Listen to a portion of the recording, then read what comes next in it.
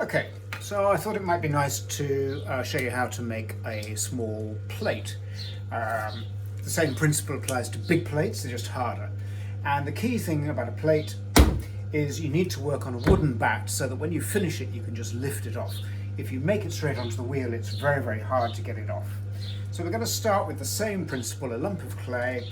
We're going to centre it first of all. So we're pushing down to make sure it's stuck, but we're also pulling towards us. You just pull quite hard until your hands stop moving, like that. Then we're going to bring the clay up.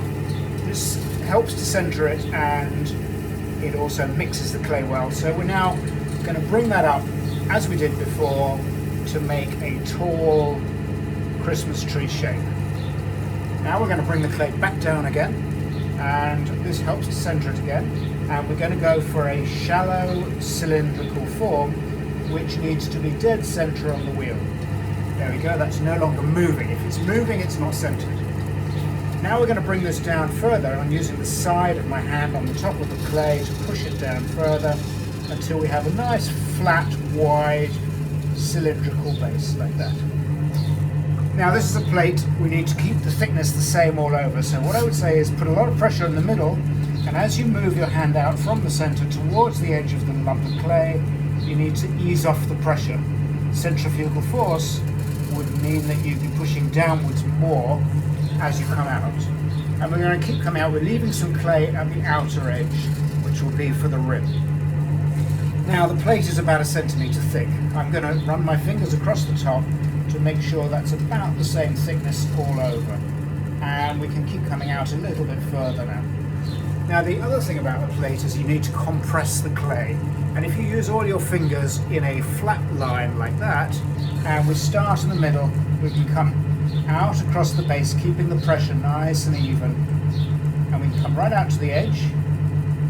And we can also go from the edge back to the middle. Now some people like to use a wooden tool. I don't like to do that, a throwing rib. What I like to do is to use my fingers. One of the nice things about it is that you get these what's called throwing marks, and they are considered to be good pot etiquette.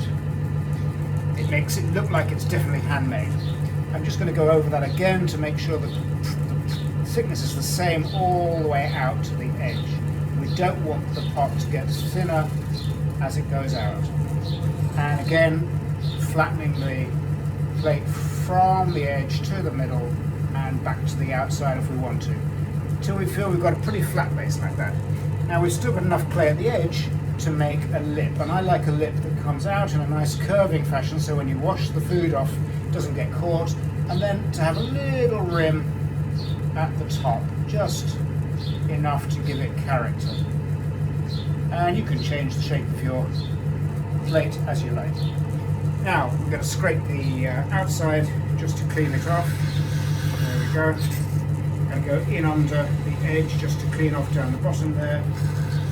And finally, I'm going to run a wire under the plate. You should do this when the plate is still wet. If you leave it, it will end up sticking much too hard. It's very difficult to get it off. You take the wire, you put your thumbs on top of it, make sure they're far enough apart for the plate to go between them, and then run the wheel really slowly whilst pushing down with the wire and pull slowly towards you. It then slices under the plate like that. And then when this starts to dry, it will be able to pull away from the bat and it won't get stuck.